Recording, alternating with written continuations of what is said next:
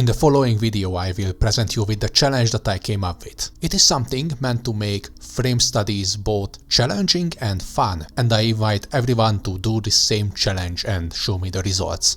Welcome back! First of all, what I want to say is that what you see around me, this shiny new layout, it is still not finished. I have still a few touches to work on it. I wanted to really try out how it's going to look, and this is the appropriate video to try it out. So, what are we going to paint today? Not long ago, I saw this video titled How One Movie Achieved Visual Perfection by Philosopher. I recommend watching this video, but the important part that I want to talk about here is that this was pretty much a video essay about this thing, every frame a painting. It's the idea that when you make a movie, you should make it so every frame, or more accurately every shot of the movie, can be considered a painting. So therefore pretty much every shot should be something that is visually appealing and could actually become an artwork on its own. In this video he's using the movie Macbeth, I hope I pronounced that right, to really show how this whole idea works. That's a shot from Solo.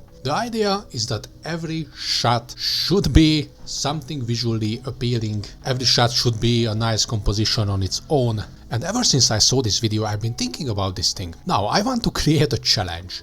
It's going to be the Every Frame a Painting challenge. That name is still prone to change. So what I want to do, we have this incredibly obscure piece of media called Harry Potter and the Sorcerer's Stone, and I'm going to randomly select 3 frames from this movie, and I'm going to turn them into 3 frame studies. Effectively, turn them into 3 paintings.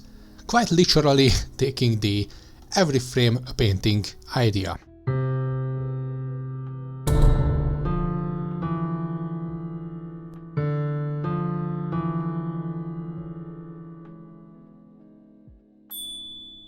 I'm going to use random.org to choose 3 separate seconds from the movie, and I'm going to take a screenshot of them and I'm going to paint them. I have the movie open on my second monitor, and I'm a little bit afraid that Warner Brothers is going to send the hitman after me if I show any of that, so I'm just going to do that off screen. Now the movie is 144 minutes without the credits. First, let's choose 3 separate minutes from the movie. First we have 24 minutes, second we have 112, and third we have 85. And really quickly choose the seconds as well. 11 seconds, 6 seconds, and 53 seconds. Okay, let me just grab this. Okay, I wrote down the time codes and I'm going to find them in the movie. Obviously these are seconds, not frames, so I'm going to go to those seconds and find like a frame that is not blurry or anything. So how much time will I have? I'm going to have 2 hours and 33 minutes, exactly as long as the runtime of the movie. So, will I be able to paint these 3 pictures in 2 hours and 33 minutes in like a reasonable quality? Let's find out. Let's go. 24 minutes, that's like diagonally, right? Ooh, that is... that is the scene. Wait, I'm gonna show you. Okay, that is the scene where Grip Hook is opening the safe where the Philosopher's Stone is, and this is what we see on that second. The backside of the door as this complicated CGI mechanism is opening. I don't know, was that CGI? I'm not sure. I won't be able to paint that. Okay, that was a short video. Thank you very much for watching. Have a nice day, do some art, and have fun while doing that. Farewell. Okay, Nat, I'm going to paint this. I'm not sure how.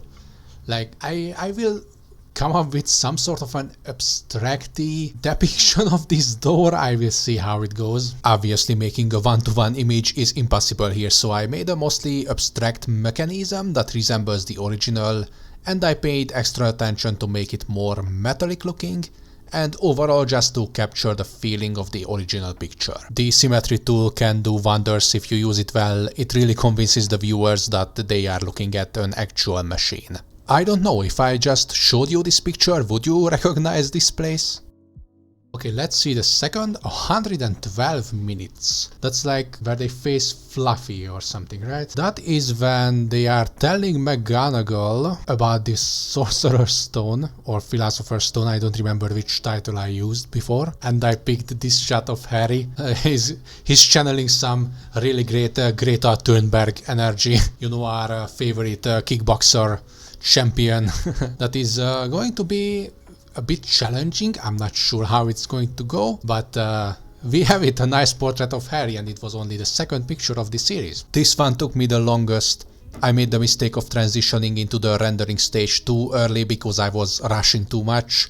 Then it possibly ended up eating up more time as I struggled to somehow shape the face into something recognizable. For those who don't know me, I'm the most confident with portrait paintings, which definitely helped, even if this one ended up a bit uglier than I would have liked. Capturing likeness and an unusual facial expression at the same time can be hard even without the time restraint. The shape of the mouth and the position of the eyes were the biggest issues I had. They were so all over the place for a long time, and we still have Harry's uniform. Still, I feel that I just managed to get the workflow right to make a good enough picture in the time I had. But next time more care needs to go into the planning phase, so I won't be running in unnecessary circles like I did now. No more skipping the necessary parts of the sketch.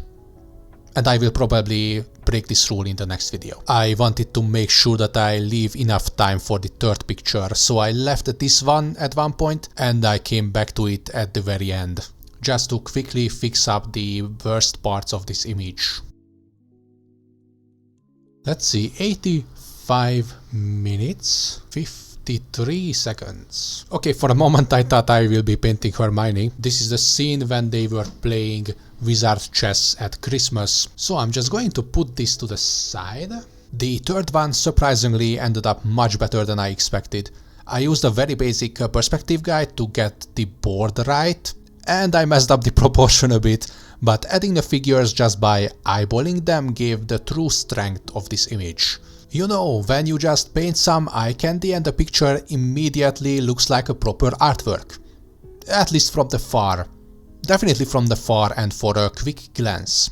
Enough trash talking about myself, let's conclude this really quick study session together. Okay, so this is it. This is the 3 paintings for the Philosopher's Stone. Definitely this one is pretty rough. If I had like 15 more minutes or something, I would have gone through this whole face once again. Also, I should have really sketched it out properly. I was just really jumping right into this. Also, he looks like he has an ear thingy. That's a strangely placed highlight. Hey, this is me from the editing room. The next day I went back and spent literally like 3 minutes just fixing up his eye and his nose, and it looks much better now. His ear is still pierced though. For this one I'm not sure. Maybe it's something recognizable, like maybe if I showed this to some Harry Potter fans, then they would recognize what this place is. And obviously I think that this ended up being the best. I didn't sketch out the board properly, like there should be one more row. Yes, so that's 1, 2, 3, 4, 5 rows visible, and I have 1, 2, 3, 4. I didn't want to really squish that in. I already made the last row, this one, like really narrow. Pretty happy how it looks. Like this is some nice visual appeal, and like you can see some sort of a perspective here. Like it's pretty basic and these characters are like borderline unrecognizable, but as a whole I would say that it's a nice study. So this was it. And I invite every one of you to do this challenge. Also give a name to this challenge because I still don't know how to call it. The 3 frames challenge, the 3 frames a painting challenge or something. Pick any movie, choose 3 frames randomly or just 3 shots and find the best frames in them. You know, when there's some motion blur going on, then you won't be able to really paint anything comprehensive. And just do this. Set up the runtime of the movie and try to do your best to paint those frame studies within the time frame that you have. And with that, I thank you very much for watching, for real now. Have a nice day. Do some art, even if it's a bunch of frame studies from a movie. But most importantly, don't forget to have fun while doing that. farewell. It's been roughly 19 years since I've seen this movie for the first time, and I just now realized, how did Dumbledore know what earwax tastes like?